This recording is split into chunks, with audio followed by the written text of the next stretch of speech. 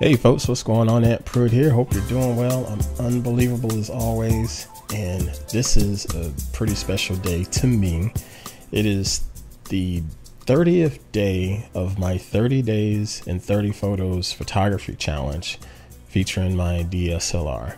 Okay, so if you don't know what the heck I'm talking about, head on over to antpruitt.com and look at the last, 29 submissions, and you'll see that I've challenged myself to a 30-day photography challenge. And I needed to do that, and it was suggested to me by some great friends and followers there on the world of Periscope that I push myself a little bit. I needed to do this. I needed this for my creativity, for my skill set. I just got to get better at it. I've been in a creative rut, and this really helped open my eyes a little bit. And I look forward to just growing from this experience and getting even better at shooting shots with either my smartphone or my DSLR. So yesterday was day 30, and I wanted to treat day 30 a little bit special far as getting it published. So what I'm going to do is show you the shot here in video and show you my editing process on it. And this is all going to be live. The most I've done with this is figured out which shot I decided on being my shot for day 30. So let's take a look at my screen here. All right, on my screen, you have a ton of photos that I shot on day 30, yesterday, that is. I was invited to a restaurant in Charlotte. It's called Fahrenheit 21, and I appreciate them having me there and allowing me to come up to their rooftop restaurant and just shoot some stock photography. You can see the thumbnails right there, and I had a lot of fun doing that and talking with them and working with them. It was a great experience, and shout out to Fahrenheit 21. But I shot some other photos after I left their premises and just did some random street photography. It was a nice day outside and decided to just walk the streets of Charlotte and see what happens. And I ended up in the bus station. Actually, hold on. Let me pause real quick. As I said, this is a live look of me going in and looking at these photos and doing what I do. But this also means this is a typical Saturday there in the Pruitt Palace. So you may hear some stuff going on around me with just family things, but that's quite all right. It's Saturday. It's a day in the life, and I'm cool with it. Okay, back to the photos here. So the photo that I decided on, wow, let me show it to you. So we'll just click this inside of Lightroom, and there we go. So this is the shot, and this is straight out the camera. I haven't processed it, edited, or anything like that. But let me tell you a little bit about this particular shot and this particular photo. I was standing in the bus station there in Charlotte and just walking around, and it's a typical bus station. Lots of people running around in circles trying to get to their buses and whatnot. A couple of shops here and there, pigeons and whatever else. It is a typical bus shop, but it's perfect for street photography, other than the fact that it's up under a huge cover, so it's really, really dark in there. You have a couple of street lights in there to try to light it up a little bit, but it's really, really dark in there from a photography standpoint. But that's okay. If you have editing software, most of the time you can work with that. And that's my intention, when I was shooting this. But as I was walking around snapping, this particular gentleman here, he saw me sitting there with my camera, or standing there with my camera, and just doing what I do in my own world. I had my earbuds in, listening to an audiobook, and just doing what I do. But he waved at me and he got my attention. He didn't speak English very well. So what he did was, basically signed that, hey, could you take my picture? And I was honored to do that. He didn't know me from Adam. He didn't know where this photograph was coming from or where it was going. And it just warmed my heart. And I said, sure, I'll snap some photos of you. And I did, and wished him a good day. And he did the same for me. And I went on about my business. But as I got in and looked at these photos, this shot just stood out to me because it's so genuine when I look at this dude. He's sitting there waiting on his bus. Looks like he just got finished working and just wanted to smile for the camera, and he did. This is a genuine, hey, I'm happy with where I am. I'm happy with being on the camera, and I'm having a good day. That's something I got out of this shot. It warmed my heart when I pulled this up on the computer a few minutes ago. It really did. And that's why I said, you know what, this is definitely going to be the one I publish. All right, so this thing does need some work though. It's not a perfect shot, but let's go ahead and get into the editing process here. All right, back inside of Lightroom, one of the first things that I do is I go down and check out these particular boxes here for lens correction. This is how they normally look, so I'll just hit reset there. This is how they normally look. The color aberration is, chromatic aberration is unchecked, and the lens correction is unchecked. Usually the lens correction really helps with the vignetting effect that's automatically done with your camera lens. And then I also check this. So that's my baseline. That's where I'm going to start from. Okay, then I scroll back up to the top, and the beauty of Lightroom, if you don't have Lightroom, is the way they set up this interface is you can pretty much just start from the top of the menu and work your way down to finish your editing workflow. You know, if you want to jump around all over the menus, you can, but I found for me that it works best if I start from the top and work my way down. Every now and then I go back to another setting, but most of the time it's just top down. All right. So I always try to take a look at the white balance. You know, this is how it was shot, and Lightroom gives me a bunch of different options and presets to take a look at. Let's try daylight just to see what happens. And that lightened it up just a little bit, but it gave it a little more of a yellow tint that I don't necessarily care for. So we'll try shade. Yeah, even more yellow tint. I don't care for all of that. And the thing is that yellow tint is supposedly a little more allowable when you go and look at different photography around the world and standards and whatnot. I don't like it. I like my shots ideally to be a little more cool in temperature, not necessarily as warm with yellows and oranges, but it just depends on the shot. So I'm going to go with auto white balance on this particular photo unless I see something else as I get through the editing. Okay, since it is dark, I'm going to definitely give it a little more exposure to brighten it up a little bit. Okay, and by doing that, I can clearly see this young man in his green shirt and get a little more of the background here.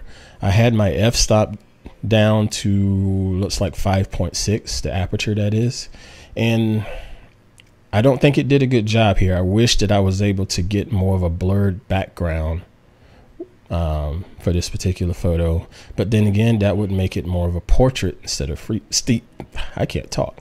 Then again, that would make it more of a portrait instead of street photography, in my opinion. So let's move on a little bit here. So we got contrast. Probably won't do too much contrast because a lot of times the contrast makes things really dark. Okay, so yeah, we just touched that up a little bit.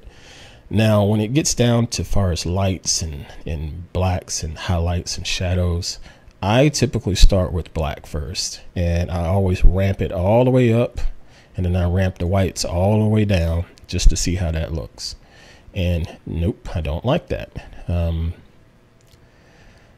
I think the black level in this instance should be, if not halfway, a little below halfway, to give it a little more crisp and contrast and somewhat more sharp edges, and then take that white level back up to normal halfway or just a little bit above.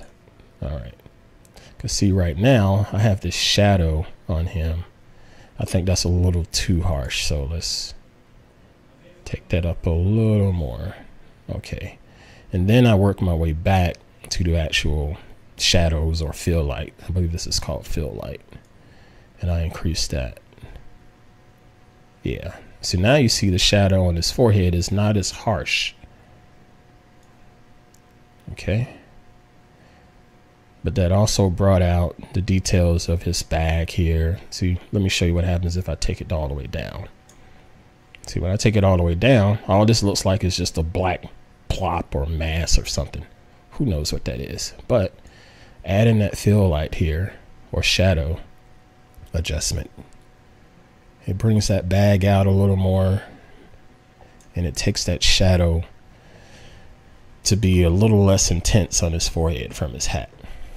Okay, clarity, just about every single shot I have, I adjust the clarity very, very minimal, depending on what the scenery is, because I don't want it to be too sharp, but cleared up just enough. So that's barely touching that. The saturation on here, saturation is going to give me a little more color pop. Sometimes people overdo saturation, in my opinion. I've done it myself from time to time. It just depends on the look that I want when it comes to color saturation. With this one, I don't want it to be so super vibrant, because this is just real world street photography, you know. So let's see. All right, we took it up just a little bit and it looks fine so far. So I'm going to leave it at that. That looks good to me. Okay, the tone curve. A lot of people, a lot of professionals, if you will, or prosumers, they play around with the tone curve. I don't mess with it too often. I tend to get the look and feel that I like from those previous settings, you know. And a traditional tone curve is a deep S, but yeah, I don't want to mess with this too much. Okay, well, I'll leave it right there. That looks neutral. All right, because we still have decent skin tone, skin color tone from this guy.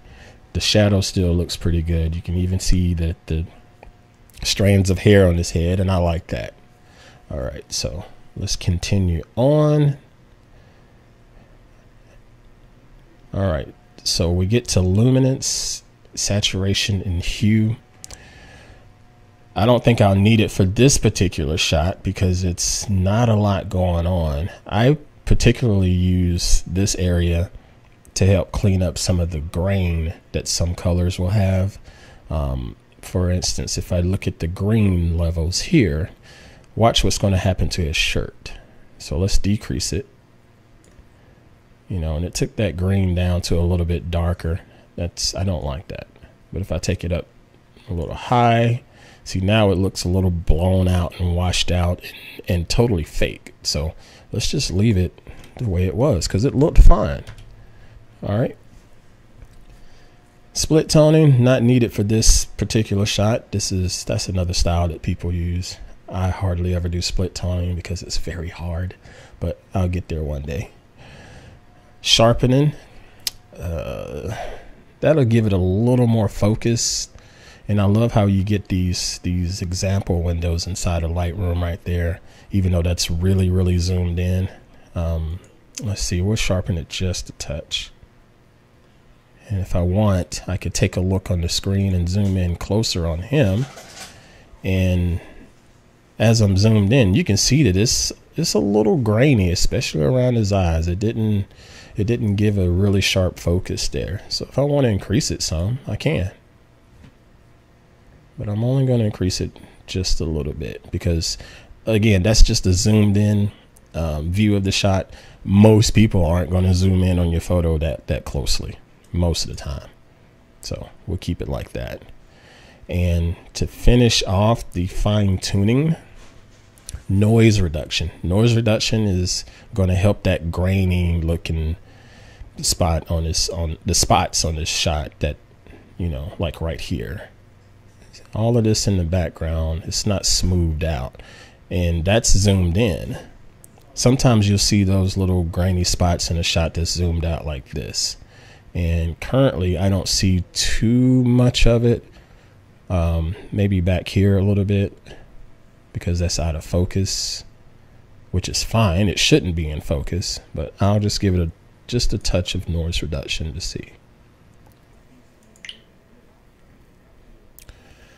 Well, because if you do too much noise reduction on these, it can make the face of these folks look a little, I don't know, sometimes it can make them look a little fake. So let me show you how it would look if I put too much noise reduction on there. So this is without it, okay, and this is with it, and watch what happens. And you see how his face sort of smoothed out, almost like a painting, if you will. And so let me go back to without it, and then I'll zoom in on it. Okay, so zooming in, this is what it looks like without the noise reduction, and with all of the noise reduction. Watch what happens. See?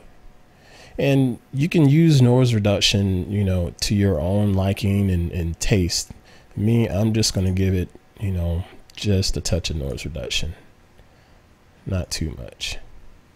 We'll go roughly 20 or so, or close to it. Yeah, I think that works best for this guy.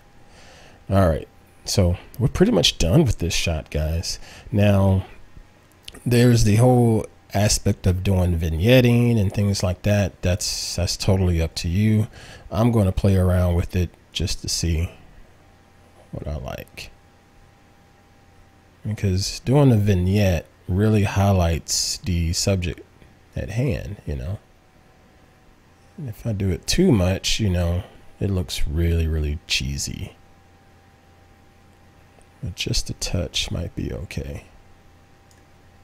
Yeah, I'll just do a slight vignette. You can barely see it, but it's just enough, in my opinion. And another feature that's in Lightroom that's been added probably about 3 updates ago, and that's this dehaze option here. Depending on my mood, that's normally the first thing that I will do since they've added that feature. But here recently, I've been working it into the workflow at the end, because it's at the bottom of the menu. So what dehaze does is it basically plays with the light that's hitting your lens and takes the haze out. And as you can see, just barely adjusting it, it darkens it just a little bit in certain areas, and it brings out a little more detail.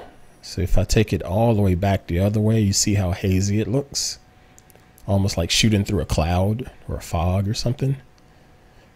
And this is just going to reverse that. So I'll give it just a little bit of dehaze, and boom, we're done, folks. That is the final image. And I gotta say, this was a fun challenge for me and a big learning experience for me. So hopefully I can continue. I appreciate everybody that's been following along on my journey. I appreciate all of the feedback and comments and criticism. I have pretty thick skin. If my photo stinks, you can say it stinks. I get it. But it's all art, and I like things a certain way. You like things another way, and it's all good. But yeah, just let me know if you guys have any other suggestions, thoughts. Doesn't mean I'm going to always do it, but I do take things into heart. So hope y'all have a good day out there. I'm going to get this thing published and put online and whatnot, and I hope to talk to you soon. Thanks for watching.